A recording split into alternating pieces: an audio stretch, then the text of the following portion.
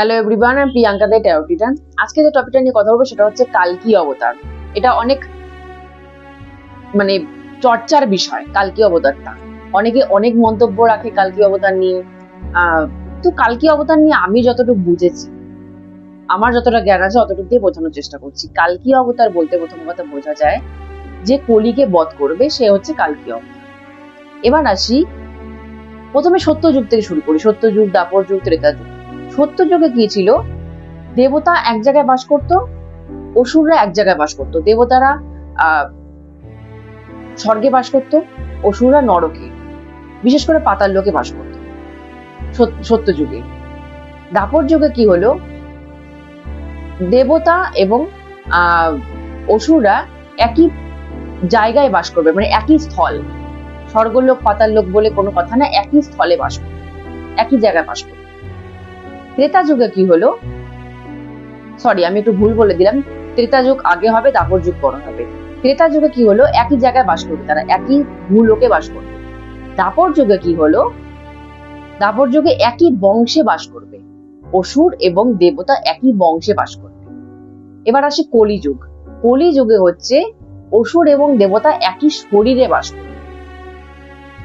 যেরকম শ্রীকৃষ্ণর বেলা দেখা গেছে, আমি আগে রামজির থেকে শুরু করি। রামজির বেলা দেখা গেছে রাবণ এবং রামজি একই ভূলোকে বাস করতেন, একই জায়গায় একই ভূলোকে বাস করতেন। স্বর্গ পাতাল বলে কিছু ছিল না, একই ভূলোকে বাস করতেন।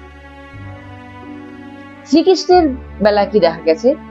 পাণ্ডব এবং কৌরব একই বংশে বাস করতেন। তারা অসুর প্রবৃত্তি এবং দেবতা প্রবৃত্তির, তারা একই বংশে জন্মগ্রহণ করেছিলেন, একই কুরু বংশ ছিল, একই বংশে জন্মগ্রহণ করেছিলেন। কিন্তু কলিযুগে কি হয়? একই মানব শরীরে, আমাদের এই একটা শরীরেই রাম এবং রাবণ দুজনেই আছে। তো কল্কি অবতার যিনি আসবেন তিনি কাকে মারবেন?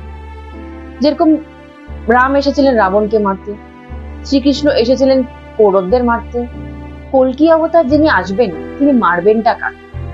আমাদেরকে। আমরা তো ঠাকুরেরই সন্তান সবাই, তো মারবেন কাকে? তাহলে আসবেন কেন? এবার হচ্ছে যখন মারার কেউই নেই, তাহলে কল্কি অবতার আসবেই কেন? কারণ আমাদের সবার মধ্যে তো রাম রাবণ দুটোই আছে।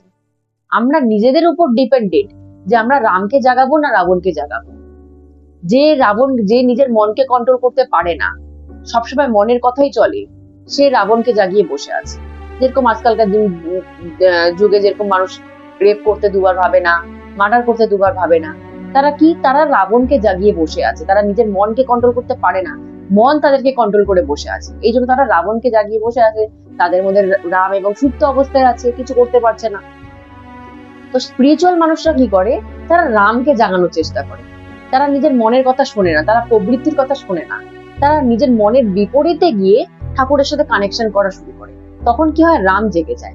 তখন যেই রাম জেগে যায়, রাবণ তখন কিন্তু নিচু হয়ে যায়। একটা ঢেকির মতো জিনিসটা, যে ঢেকির একদিকে যদি কেউ ভারী কেউ থাকে, অপোজিটে সে নিচে নেমে যাবে, অপোজিটের জন্য হালকা যেন উপরে উঠবে।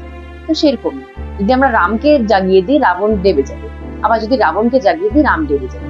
সবকিছু আমাদের ভেতরেই আছে, এবার বাইরে কিছু নেই। এবার অসুরও আমাদের ভেতরেই আছে, দেবতাও আমাদের ভেতরেই আছে। আগে তো বাইরে ছিল, বাইরে যুদ্ধ করাটা বেশি সোজা, নিজের সাথে যুদ্ধ করাটা বেশি কঠিন। নিজের মনের সাথে যুদ্ধ করাটা বেশি কঠিন। অপোজিট একটা অসুরকে আমি তরোয়াল দিয়ে কাটতেই পারি, কিন্তু নিজের মনকে কি করে কাটবো, সেটা বেশি কঠিন ব্যাপার। তো এই জন্য ঠাকুর না কি করেছে, যে এবার যেহেতু দুজনেই ভিতরে আছে, তো সেটাকে লড়ার জন্য না ঠাকুর নাম জপ করতে বলেছে। যে নাম জপ, যে যত নাম জপ করতে পারবে, এবার নাম জপের অস্ত্র দিয়ে দিয়েছে ঠাকুর। এবার আর তরোয়াল দেয়নি অসুরকে কাটার জন্য, এবার নাম জপ দিয়ে দিয়েছে অসুরকে কাটার জন্য। যে যত নাম জপ করবে, সে তার ভিতরে রাম তত জাগ্রত হবে, রাবণ তত বসে যাবে।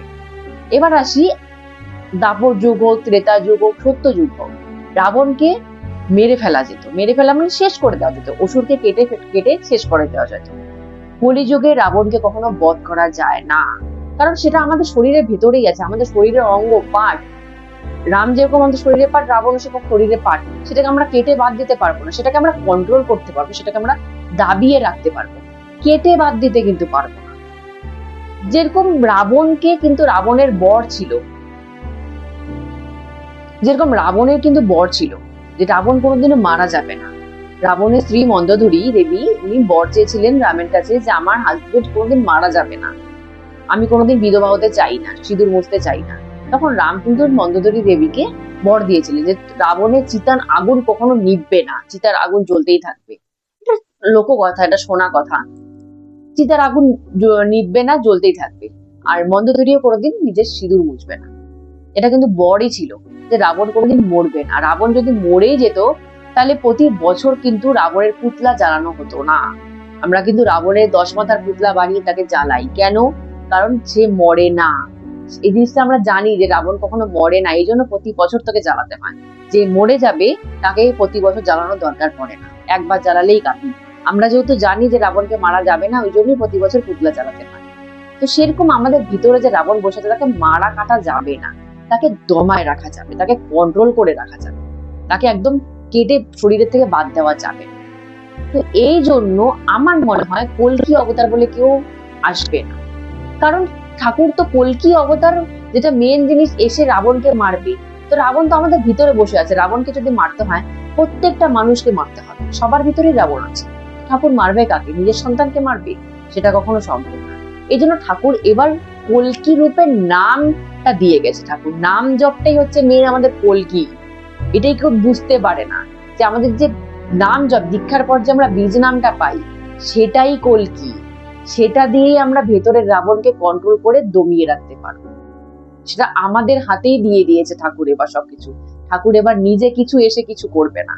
ঠাকুর এবার বীজ নামের মাধ্যমেই কল্কি জিনিসটা আমাদের ভেতরেই দিয়ে দিয়েছে।